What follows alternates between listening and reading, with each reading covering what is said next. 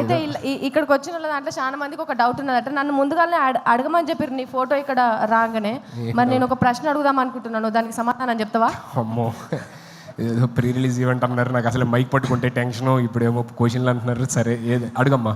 కానీ ఏ మాట కమాట అన్న, ఇందాక లక్ష్మీదేవి అన్నావు కదా బిడ్డ, నన్ను ఇందాక ఏమన్నా మళ్ళీ ఒక్కసారి అన్న. రాకేష్ లైఫ్లో ఒక లక్ష్మీదేవి వచ్చింది, మంచిగా సినిమా తీశాడు. ఇప్పుడు ఇంకో లక్ష్మీదేవి వచ్చింది, రిలీజ్ కూడా చేస్తున్నాడు. ఒక్కసారి అని ఇక అడగా, ఎందుకే పెళ్లి చేసుకోండి ఎన్నిసార్లు అడుగు. రాకేష్ లైఫ్లో ఒక లక్ష్మీదేవి వచ్చింది, సినిమా తీశాడు అని చెప్పానన్నా. నువ్వే లక్ష్మీదేవి, అందుకే చెప్పింది మాట. థ్యాంక్ యూ సో మచ్ అన్న. అయితే ఇప్పుడు నేను అడుగుతా, ఇక అడగాలనుకున్నది.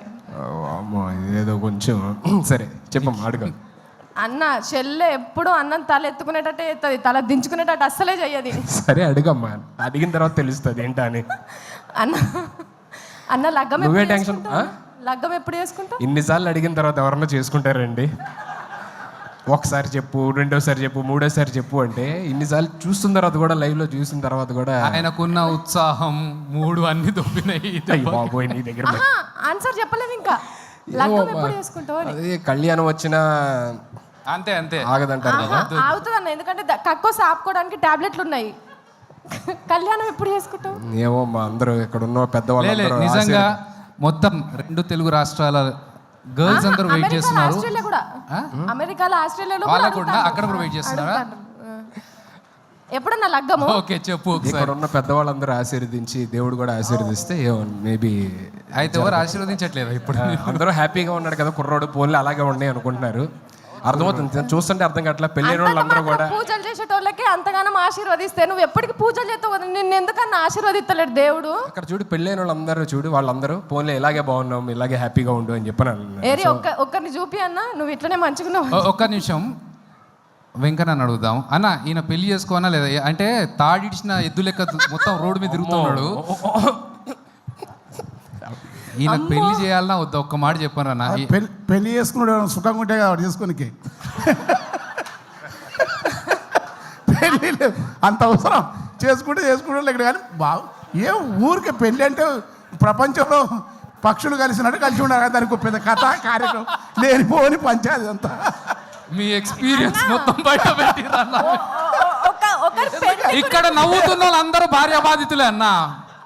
వాళ్ళు ఎంత చూసినావా అక్కడ ఎంత కష్టపడుతున్నారు. ఒకళ్ళు పెళ్లి ముచ్చట అది 4 గోడల మధ్యలో ఉన్నది అంటే అది అక్కడి వరకే ఉండాలి. కానీ నేను పెళ్లి ముచ్చటతో కొట్టుకుంటానన్న బయట దేశంలల్లా.